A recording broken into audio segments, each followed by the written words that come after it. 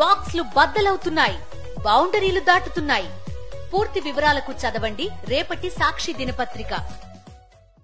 రాజీవ్ నగర్లో ఒక ఇంట్లో మనం ఉన్నాము. వరద సృష్టించిన విలయాన్ని మనం చూద్దాం. అంటే ఇంట్లో ఏ వస్తువు కూడా లేని పరిస్థితి, పూర్తిగా అన్నీ కూడా చిందర వందర చేసిన పరిస్థితి అయితే కనిపిస్తుంది. వరద విలయానికి పూర్తిగా వీళ్ళంతా కూడా కట్టు బట్టలతో అయితే ఇక్కడ మిగిలేరనే చెప్పాలి. ప్రతి వస్తువు కూడా పూర్తిగా నేట మునిగిపోయిన పరిస్థితి. మనం చూస్తే మంచం మొత్తం ఇరిగిపోయింది, ఫ్రిడ్జ్ పాడైపోయింది. అసలు మొత్తం 2 గదులు ఉంటే 2 గదుల్లో అసలు లోపలికి వెళ్ళడానికి కూడా అవకాశం లేదు. ఎందుకంటే ఆ స్థాయిలో సామాన్లు చిందరవందరగా ఉన్న పరిస్థితి. ఎక్కడికక్కడ బురద మనకి కనిపిస్తున్న పరిస్థితి అయితే ఉంది. పూర్తిగా జరిగిన నష్టం, అపారమైన నష్టం అయితే జరిగింది. ఇంకా బురదను కూడా వాళ్ళు క్లీన్ చేసుకోలేని పరిస్థితి. ఎందుకంటే ఈ రోజే వాటర్ కొంత తగ్గుముఖం పట్టింది ఈ ఏరియాలో.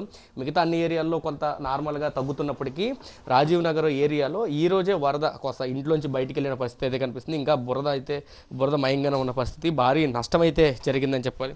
అధికారులు వచ్చారండి, ఇమిగ్రేషన్ అధికారులు వచ్చారా మీ దగ్గరికి? వాళ్ళేం రాలేదన్న. ఇంకా మొన్నటిదాకా నిన్నే వాటర్ ఉన్నాయి బాగా, ఇవాళ కొద్ది తగ్గినాయి. ఈ వాలంటీర్లు వచ్చి రాసుకుంటున్నారు నష్టం ఎంత అయింది ఏంటి అనేది రాసుకుంటున్నారు. ఎంత నష్టం అయ్యింది మీకు? మాత్రం 2 లక్షల దాకా అయిపోద్ది అన్న. 2 లక్షలు అంటే వాషింగ్ మిషనే కాకుండా చిల్లర ఇవి ఉంటాయి కదా, మిక్సీలని, లేకపోతే పిండి రుబ్బేవా అవి ఉన్నాయి, లోనే మునిగిపోయినాయి. కాండ్ర మంచం కింద పడిపోయింది. బైక్ వెళ్ళిపోంటే బట్టలు లేవు, ఇదే షర్టు ఇదే ప్యాంటు. ఆ 10 రోజుల నుంచి ఆ గుర్తు అపార్ట్మెంట్ ఉంది ఎదుర అటు పక్క వాసవి వాళ్ళది.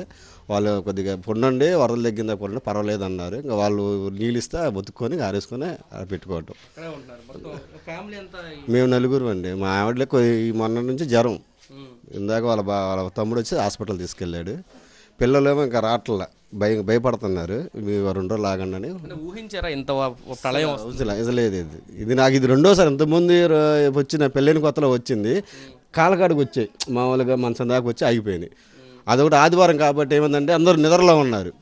నేను ఆటో డ్రైవర్ని, నేను ఆటోకి వెళ్ళాలని వెళ్ళిపోతుంటే నీళ్ళు వచ్చినాయి మీకన్నా మా దాదాపు వచ్చేసి మా వాళ్ళని తీసుకెళ్ళి ముందు బయటికి తీసుకెళ్ళా. గట్టే వెళ్ళిపోయాం. ఆటో కూడా మునిగిపోయింది. ఆటో మొత్తం మునిగిపోయింది. దాన్ని పక్కన పెట్టాం అట్లాగి.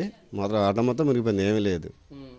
ఇప్పుడు ప్రభుత్వం 10,000 ఇస్తుందండి, సరిపోయిద్దా? 10,000 దేనికి సరిపోతాయి అన్న? ఇదిగో మీరు చూస్తామంటే దేనికైనా వస్తాయి 10,000. కనీసం ఒక ఎంత 2 లక్షల దాకా ఆరిపోయాం. మళ్ళీ కొత్త సంవత్సరాలు మొదలు పెట్టుకోవాల్సి వస్తుంది. అంతే, ఇంకేముంది. అన్నీ అసలు బట్టలు లేవు కదా ముందు, బొచ్చులో గొచ్చులో అన్నీ అయిపోయినాయి. అసలు మంచాలంటే చేసేదేమో కిందనే పనుకుంటాం కడుక్కొని. మాకేంటంటే కొద్దిగా ఎక్కువ ఇస్తే కొద్ది మంచాలని బట్టలని, టీవీలు రాబోయినా పర్లేదు, మంచాలు పనుకోవడానికి బట్టలు కావాలి కదా. అది పరిస్థితి. ఆయనకి ఇచ్చిన అయిపోయినా బట్టలు కొనుక్కోవాలిగా. కొనుక్కోవాలన్నా కానీ మంచం లేకపోయినా పర్లేదు, కింద కొనుక్కోవడానికి కానీ దుప్పట్లు ఉండాలి కదా, అయ్యని కొనుక్కోవడానికి. అయ్యేం వస్తాయి ఇప్పుడు? ఏ కొట్టుకెళ్ళినా కూడా వేళ్ళలో చెప్తుంటే ఇదే పరిస్థితి. మనం చూస్తే ఎవరిని కదిలించి ఇదే పరిస్థితి. చూస్తే మన బట్టలన్నీ కూడా మనం చూడొచ్చు. మొత్తం ఇంట్లో ఉన్న సామాన్లన్నీ కూడా, బట్టలన్నీ కూడా పూర్తిగా వాటర్లోకి వచ్చి మునిగిపోయిన పరిస్థితి. బురదలోనే ఉన్న పరిస్థితి. కనీసం కట్టుకోవడానికి బట్టలు. ఆటో వర్కర్గా ఈయన వర్క్ చేస్తున్నారు. ఆయనకి చాలా ఇంపార్టెంట్ కాకి చొక్కా అనేది ఆటో వర్కర్స్కి చాలా ఇంపార్టెంట్. ఆ పరిస్థితి అది కూడా పూర్తిగా మనం చూస్తే ఆయన ఒక యూనియన్లో ఉన్నారు. ఆ షర్ట్ కూడా అసలు వేసుకోవడానికి కూడా లేని పరిస్థితి. పూర్తిగా ఎక్కడెక్కడ పిగిలిపోయింది. 13 రోజుల పాటు వర్షంలో వరద నీటిలో నానుండి ఈరోజు పిగిలిపోతున్న పరిస్థితి.